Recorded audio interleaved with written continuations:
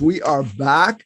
So let's jump right into this because I think this is a fascinating topic and it builds on what we started. We're talking about this new leadership model. And one of the comments that Lisa and Corey made had to do with the fact that what we're talking about when we talk about equity is giving access to the dance. So we all know that old saying about diversity is having a variety of people at the dance, inclusion is being asked to dance. But I like that comment about equity is being given access to the dance, because sometimes you could be asked to dance, but the dance floor may not be adequate for you, or the music or other things just may be a little bit off. And equity is one of those areas that I think we in DEI have in there, but don't pay as much attention to. And every time I talk to Minal, I learn something new about this. I get a new insight. So I'm sure you're going to get some new insights as well. So if you've ever wondered how you as an individual can have an impact on equity in your organization, you're probably going to learn some interesting tricks today. Minal is going to talk about how to use effective storytelling as a way to create a catalyst toward the kind of change that you want to see in your organization. So without further ado, Minal, the floor is yours. Thank you so much, Joe. Hi, everyone. It's so nice to be here. I want to thank my friend Joe for inviting me.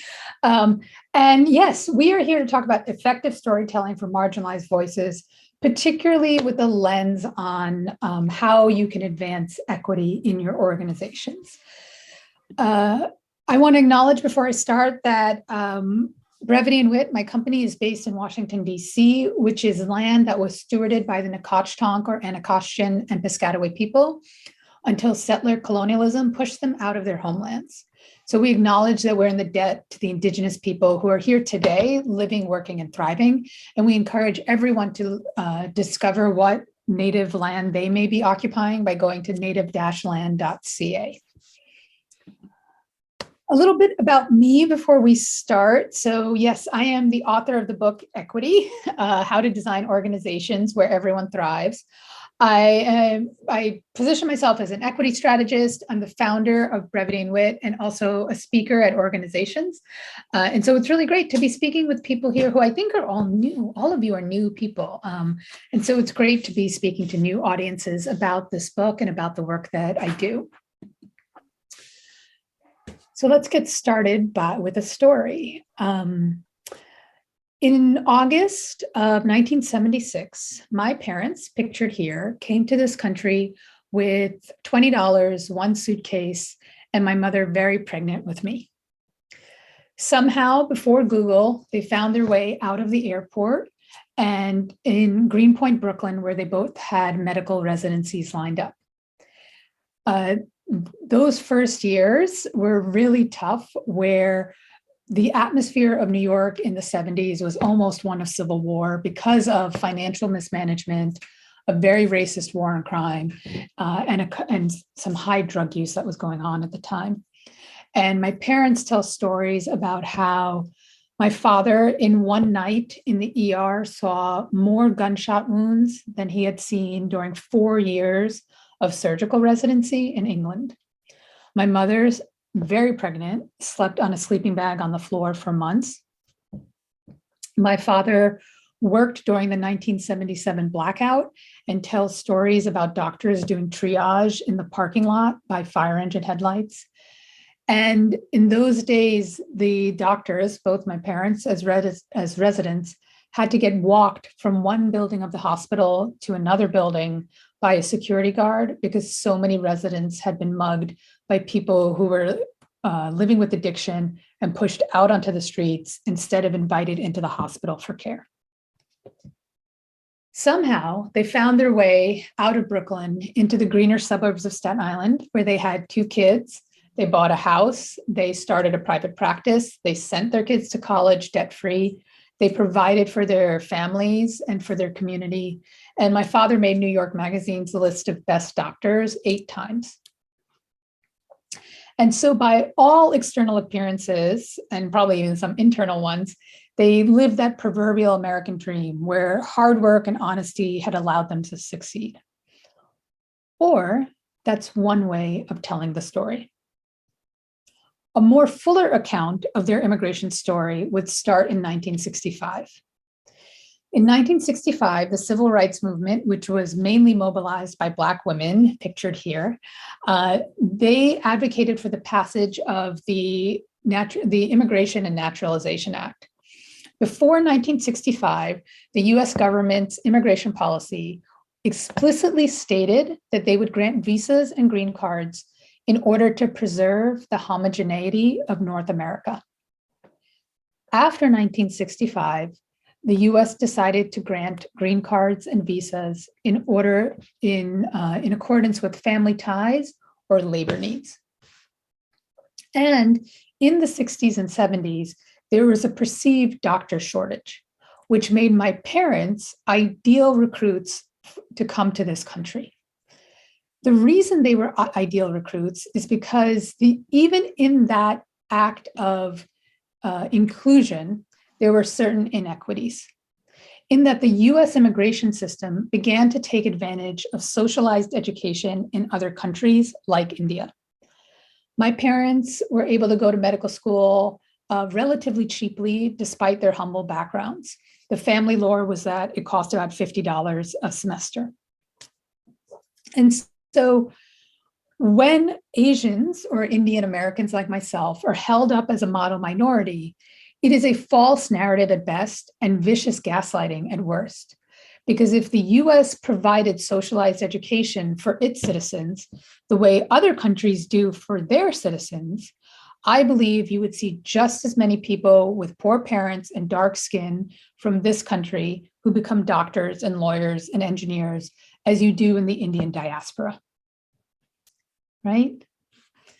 And so this is what we need to talk about, is how the system is designed and how that then impacts our individual narratives of success. When we look at the US, we have to be able to come to the fundamental truth that the founding fathers designed a system that worked better for some rather than others, mainly white, able-bodied men with property. And by property, I mean women and enslaved people. At the same time, they enshrined in these documents certain values: life, liberty, the pursuit of happiness, justice, democracy, equality. And those values have been our saving grace because they have allowed us to iterate upon the design and to include more people and to create a more inclusive and equitable society than the one that was originally founded, right? Redesign and iteration was built into the founding documents as well. And so this is what we're talking about when we're talking about equity. We're talking about system design and how it impacts us as individuals.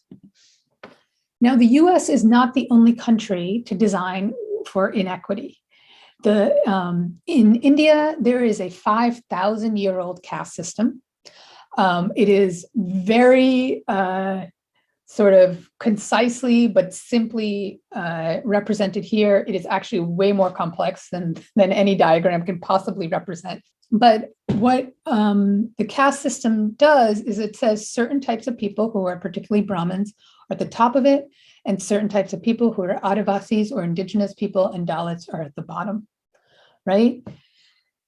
This caste system, much like US racism, has gone global. Equality Labs, which is an organization that is looking to fight caste discrimination, put out a report about how caste has now been exported into US companies, particularly tech companies, where HB1 visas are recruiting a lot of tech professionals from India. And what's happening, there's a very famous story from a tech company in Massachusetts, where it was found that 2 upper caste Indian managers were preventing 2 lower caste tech professionals from advancing. So like American imperialism, the Indian caste system is now going global. But there are other countries as well. European colonialism, ethnic divides in Rwanda, the history of apartheid in South Africa are all global systems of oppression. And actually the one that I think is most insidious, even, and I would argue sometimes more than racism, is ableism. The way we treat people with disabilities, whether they are physical or particularly mental disabilities, is so entrenched that it's very hard to upend. Now, I wrote a book about equity, and I mentioned that the U.S., founding documents talk about equality. So why am I not speaking about equality? This diagram from the Robert Wood Johnson Foundation, I think, does a better job than all the words I have in my disposal as a writer to explain the difference between equality and equity, right? So equality is that first line where everybody gets the same thing. Equity is that bottom line where everyone gets what they need in order to participate fully. Now, if we look at that top line and we look at equality, who is that bike, that bike that has been the same bike that's been given to all four individuals, who is it really designed for? And you can answer in the chat, or if you want to unmute yourself. Antoine, are you there? You usually are pretty vocal. I'd love to hear what your thoughts are on this particular topic. Yes. So I was thinking about it. So who is the bike intended for? Say that for me again, so I make sure I understand it, because I'm thinking. Yeah, just this top line. Who is this bike originally designed for out of these four figures?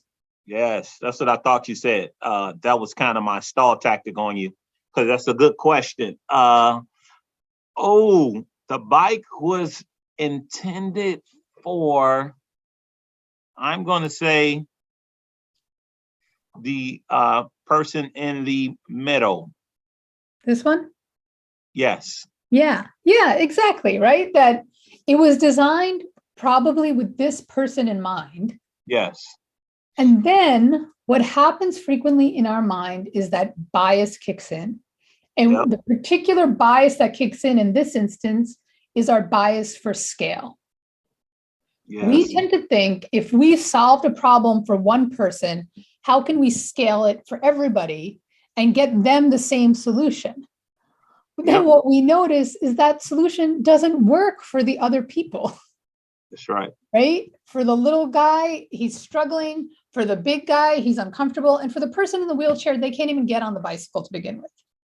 Yep. And then what we do, and this is what really gets my goat, is when other people are struggling or unable to participate, we tell them that they should just pedal harder. Instead of admitting that the bike was never invented with them in mind in the first place. Right. And Minal, I think that you've just hit upon what I consider to be the sometimes disingenuousness of certain types of inclusion efforts, because certain efforts will turn around and say, well, we're inclusive. Anybody can get on the bike. Unfortunately, the person who is disabled, they can't get on the bike. Mm-hmm. And the person who's very small, they can't reach the pedals. So that the inclusion by itself, although inclusion is a good element, and it's something we certainly want to have in our DEI efforts, it's not the panacea. It's not the solution for everything. In some cases, we have to actually look at what we're including people in and whether that makes sense for them or not. So, I think that's one of the things that I've gotten out of my conversations with you. Thank you, Joe. And I use that same analogy. This is an excellent conversation. I hang my hat on this a lot. Equity versus equality, right? Sometimes companies think that they're doing the right thing when they give everybody the same thing. Yeah. Right. But unfortunately, there are circumstances that have prevented one group of people from giving them a head start versus the others, falling from behind. So in order to create that fairness, you have to understand, to create equity, you might have to give some people more than the others, just in order to create that equal playing field. I talk about it when I talk about suppliers, because I do supplier diversity, right? Diverse suppliers, women-owned, minority-owned, veterans, so on and so forth, right? We might have to curb our ask or our expectations of them so that they can get a seat at the table with the non-diverse suppliers who might have the deeper pockets, more resources, so on and so forth. So Those are great points, Antoine. And I'm going to add one more thing before I give the floor back to Minal. And that is that you can look at this example here and you could say, take a leadership and development program in an organization. A leadership development program in an organization is designed to provide a person who is going to become a leader with specific skills that are assumed to be missing on top of skills that are assumed to be present. But as you bring people in who have a variety of background, let's say, for example, if you bring in people who naturally have certain soft skills, what are called soft skills, I like to call them power skills, but they have certain skills in areas of communication and so forth. But what they're missing is, let's say, an awareness of some of the accounting methodologies of the company or some of the operational methodologies. Putting them in a leadership program that assumes that everybody entering the program has those operational skills, and that's going to supplement or give them these communication skills, which they already have. Including them in that program is going to do them no great service in terms of preparing them for leadership. So the leadership and development program, which was traditionally built for someone who was assumed to have certain skills, assumed to come with certain things, as well as certain deficits, needs to be expanded so that it can actually be adequate for people who don't fit that model. Exactly. That sometimes, you just have to redesign the whole process and system to really be inclusive of people with differences. But that also gets to a really important point, which is this idea of whether it is equality versus equity or equality and equity. So equality in and of itself is not bad, right? There are actually times when you do want equality, not equity. An example would be marriage equality, right? In the late 90s, early 2000s, there was a push for civil unions as a legal mechanism to recognize same-sex couples. But the LGBTQ community got together and decided that they really had to go for marriage equality because civil unions were going to create a legal loophole of separate but unequal rights. And so sometimes equality is the answer. And the way I often say it is that you need equitable structures to ensure equal rights and equal access to opportunity, right? The structures are equitable, but the fundamental human rights and the chance at opportunity should be equal, right? And so it takes some amount of discernment to know when you are facing a problem, whether it requires a solution that is equitable or a solution that is equal. And there's no easy answer. But please don't think that we should throw one away for the other. We need to have both. They are two sides of the same coin, right? They are two sides of the coin of justice, right? And fairness, that we need both of these things. And what's underneath that really, and even in how we tell our stories and how I sort of originally started telling my parents' story is this sort of equation that many of us have been raised to believe. And that is that hard work equals success. And that if you pour more into the hard work side, you get more on the right side of the equation. You get more and more success. This is fundamentally flawed. Or rather, it's an incomplete equation, right? It is actually a two-factor equation.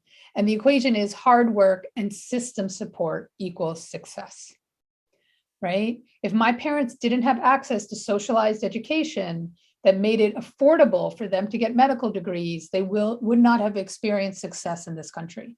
And often when someone isn't experiencing success, we look at the hard work variable and we don't examine the system support variable, right? So we want to be able to look at both of those variables in order to come up with more successful equations for people. So how do we do that? In my book, Equity, we have this tool called the Group Identity Wheel. And let me check, you can get it from my website, but this is all, I'm also going to put in the chat a direct link to it. And this is a tool developed by my friends Sukari Pinnock-Fitz and Amber Mays of Fifth Domain Coaching that allows someone to understand themselves according to their group identities with an intersectional lens. So if you look at this wheel, it has like a number of spokes, and those spokes have categories of identity: socioeconomic class, gender identity, race, religion, disability, so on and so forth. I'm going to show you how I would fill this out for me, or at least how I did 2 years ago. And then you could fill this out for yourselves as well. So what you do is you go around and you sort of say, like, just name how you would identify according to these very different categories, right? Like for gender identity, I would identify as cisgender female. For religion, I'm Hindu and Buddhist. For race, I'm South Asian or brown. Culture and ethnicity gets into sort of this, American experience of, being the daughter of immigrant parents and growing up in New York, so on and so forth. Now, you also want to start to mark whether those identities, the ones that you belong to, have been historically centered or historically marginalized. So right now, I'm upper middle class. That has been historically centered in this country, right? I've not always been upper middle class, but for right now I am, right? Being heterosexual has been historically centered. Being cisgender female, like, this is not, the whole point of this exercise is not to put you in a box. Sometimes you might feel that you're in both. Being female has definitely been marginalized, but being cisgender has definitely been centered, right? So, just an awareness of that. Being Hindu and Buddhist has definitely been marginalized, right? Being of brown skin has been marginalized. And then after you sort of get a sense of that, you want to color in the wheel according to how aware you are of these facets of your identity as you go about through your day. So for me, like, the ways in which my culture and ethnicity show up, like, are really resonant to me. Because my parents, who I didn't talk about this part, but they actually eloped, and they're from two very separate communities in India. And so I belonged to neither of them, really, growing up. Plus, I was born and raised here. I most identify with being part of my father's community, which is the Kodava community or Kur community. But that is a very small community, which is very radically different from the rest of India. So my ability to even connect with other Indian Americans is limited because my experience of being Indian is different. And so that's very, very salient for me. Other things, and it tends to be around the lines in which people's identities have been centered, like my age, my sexual orientation, my mental and physical ability. Those are less resonant. Now, when I do my unconscious bias talks, I talk about how this phenomenon of being more aware of the ways in which you're marginalized and more blind, to use an ableist word, to the ways in which you are centered has an evolutionary advantage. Because if you are marginalized, it doesn't mean you're necessarily in smaller numbers. It means you have less power. And if you have less power, then you are more at risk and there are more threats. And the brain has evolved to assess threat levels very quickly. And so that is why you're often more aware of your marginalized identities than your privileged identities. But as I often say, you're not really ready to do DEI until you can talk about your privilege and your marginalization in the same breath, right? That we are all intersectional. It is very hard for me to find someone who hasn't had some experience of privilege. And it is also rare to find someone who hasn't had some experience of marginalization. And I don't believe that there's any oppression Olympics. It's important to be mindful that not all forms of oppression are the same, but it's also important to understand ourselves in our complexity, because then we can start to understand others in their complexity as well, right? And what that complexity allows you to do is to really uncover your story and rewrite your success story in a way that unmasks the system for others. So the way I often encourage people to do that is write the first draft of your success story, whatever it is, whether it's how your family came here with nothing and made it, whether it's how you came from like nothing and put yourself through college or started a business or whatever, or ran a marathon, whatever it is. And then ask yourself, what happens if you change the identity of the protagonist, meaning you? What if you replace you, or you imagine yourself with darker skin, that you might be married or single or divorced or whatever the opposite is of what you are now, that you have caregiving responsibilities, that you have some disability. That allows you to get curious as to why the story changes based on the identity of the protagonist, and to start to examine what laws were in place that might make that true, or what system structures were in place that might make that true. I'm not going to play this right now, but there's a very good video called Segregated by Design. It's a website that has a video on it that summarizes The Color of Law by Richard Rothstein in a very beautiful animation. And for anybody who is third or fourth or fifth generation or more in this country, I would really recommend viewing that, because there's almost no way that the housing laws post World War II didn't affect the wealth of your family in some way, shape, or form. And Segregated by Design shows how segregation is not de facto, it was de jure, meaning by law, right? It was written in and supported by an entire system. And it could have been dismantled at any point, but it wasn't, right? And that's really important for understanding why maybe your parents after World War II, if you were white, were able to buy a home and go to college, and Black veterans didn't have access to the same opportunities.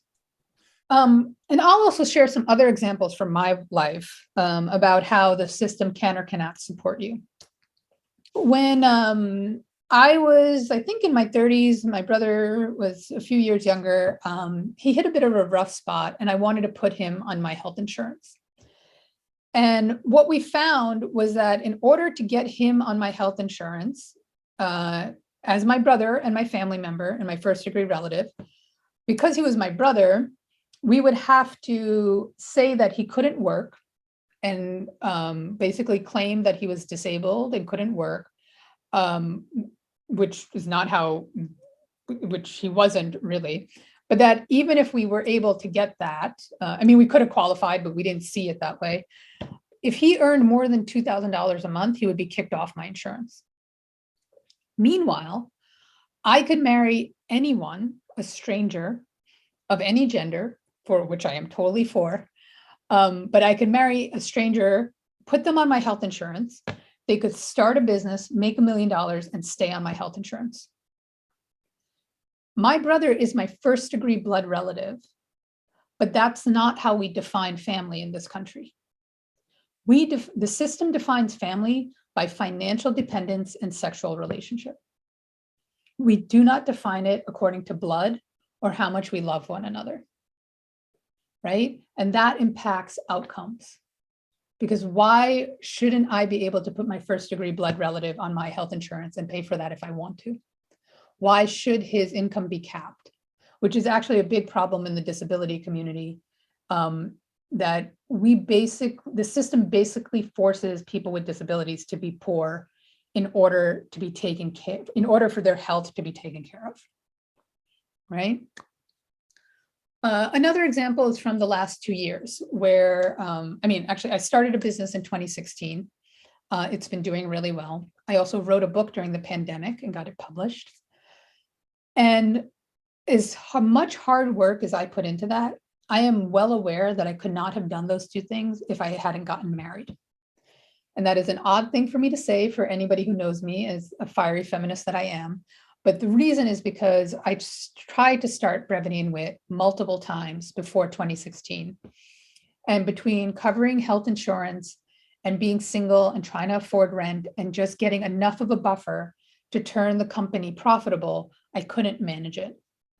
Being married, I got health insurance and I just needed a 3-month buffer to go from zero income to a sustainable income. But I couldn't do it without getting married. In addition, I was able to write a book during the pandemic because my husband and I are child-free. I didn't have to homeschool anybody during a pandemic, unlike most women in this country. And he is also enough of an egalitarian feminist that he did all the housework while I wrote. Now, when I tell this story, people often say that I'm very lucky to have married my husband, which yes, it's very true, so on and so forth, but not the point of the story. Because my ability to get married has zero correlation to my business acumen or my writing chops. So why should that be a determinant of my professional success? Right? And that's because we have set up a system where to start a business, you either need to be a trust fund baby or be part of a dual income household. And there was recently a woman, Ashley C. Ford, who talked about the publishing industry.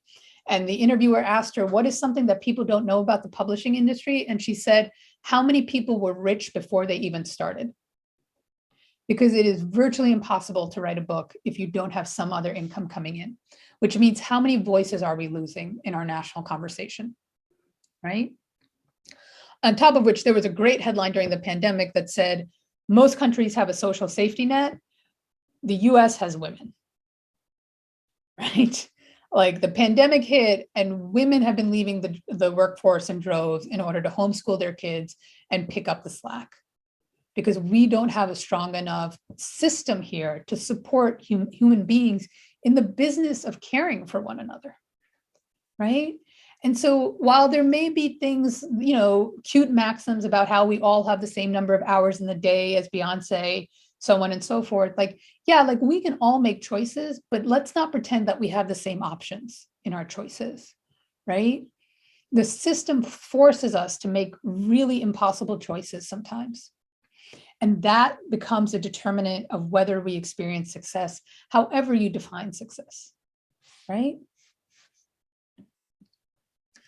Now, I also want to share, so I know I'm speaking to ERG leaders and people who are working as diversity consultants and maybe from marginalized communities themselves. I've shared a number of stories from my own life. However, I am very careful about the stories that I share publicly. This is a quote from Brene Brown that I love from a podcast that very few people I think have ever heard. She was with Elizabeth Gilbert. And she, in talking about vulnerability and sharing your story, and talking to creatives, she says, she only shares stories that she's processed and which her healing is not dependent on the audience's opinion of her story. The stories that I've told today, I have processed them enough that I am detached from your opinion of me, of my brother, of my husband, my writing, my business. Those are fine. There are deeper stories for why I do this work that I do not share publicly. And I want to invite you, if you're from a marginalized community, to use that level of discretion. The most important reason why is because in sharing a story to be healed, you need to share it with someone who has earned your trust, which means someone who can hold that story without judgment. If you're sharing a story to advance equity, people from other groups who don't share that same experience are going to use your story as an educational opportunity and ask you questions and try to poke holes in it to understand the logic of your argument. And so do not bring out a story that you haven't healed from for other people to poke holes in. You will traumatize yourself with that, and you will do harm to yourself.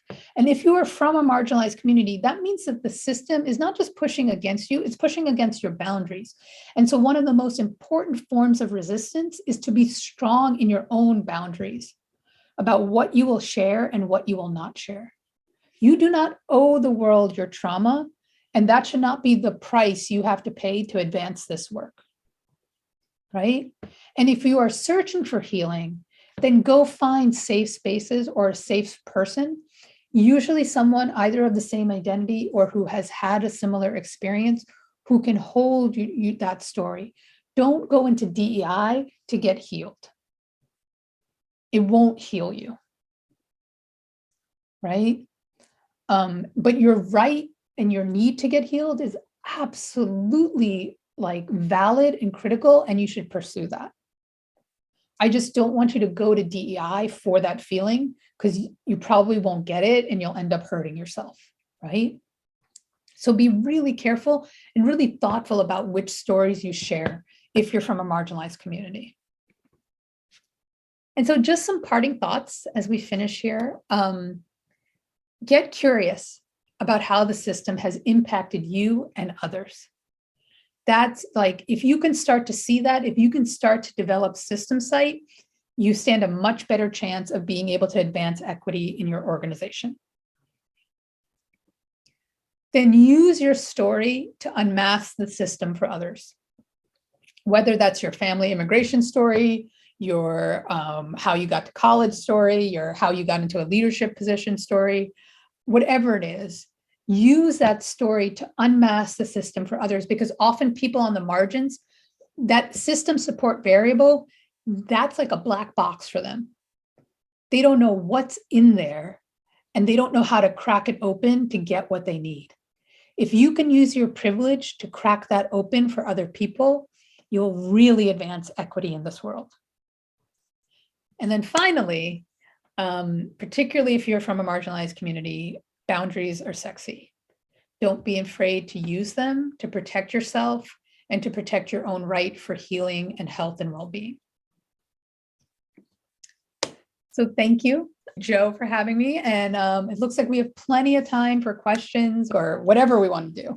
Yeah, we do, Minal. And thank you again for doing this. I really appreciate it. You know, one of the things that I wanted to emphasize before we turn off the recording and open up for other people to jump in is that I've heard you tell your story a couple of times before. And what I like about your story is that it does get around that gaslighting, which I think often happens in organizations when they have, let's say, Women's Month or they have Black History Month, and speakers come up and talk about their success in the organization as a Black man, or their success as a woman in leadership, or their success as you name the category. And what's missing from that story is the underlying areas where they had some special condition or situation that allowed them to do that. So, for example, you talk about how you were able to start your business, but part of it was due to the fact that your husband was working in a job where you had benefits and so forth, and that gave you the space to do that. In an organization, a lot of times the people who belong to underrepresented groups who are successful and can share these successful stories, like let's say the woman that goes up on stage and says, yeah, you know, I'm a woman, we're celebrating Women's, you know, History Month, and I am an SVP and I'm in charge of blah, blah, blah, blah, blah. And the impression is almost like hard work, no matter who you are, equals success in this company. Yeah. But she has a stay-at-home husband, or she is a trust fund baby, or all these other elements that are not revealed, or mom lives with her and is actually the au pair that's taking care of her children, all these different other aspects. And what that does is, by masking that, it takes away the focus from the fact that the organization has work to do in the equity area. Because why should a woman have to have extraordinary resources available to her in a company to achieve what a man can achieve without those resources? And so I think, to your point, what you were saying before, I think that in a lot of cases, when we do have these special recognition months, whatever they are, the people who are telling the stories, not through no fault of their own, but because they are telling their success story, by the way that they're constructing the story and omitting certain extraordinary resources or other factors, are actually masking little deficits that exist in the organization, which gaslights other listeners who are like, well, I'm Black also, and, you know, I can make it here as well because, you know, this other person, well, you know, that person has certain resources that are available that other people who are not Black men don't need to be successful. And maybe the organization needs to do something about that so that everybody has that opportunity without having to have extraordinary resources. So I love that about the way you tell your story and the construct. And I think it's something that DEI leaders should use to guide other people who are telling stories on these special months. Say, listen, we want you to be really genuine and authentic. And what are some of the extraordinary tools that you're using? And what maybe are some of the lessons that we can get out of this in terms of what we can do as an organization to make it better here? Minal, thanks again for joining us today. I am going to turn on my camera. I'm going to turn off recording now so that we can have a nice discussion with the people that are here.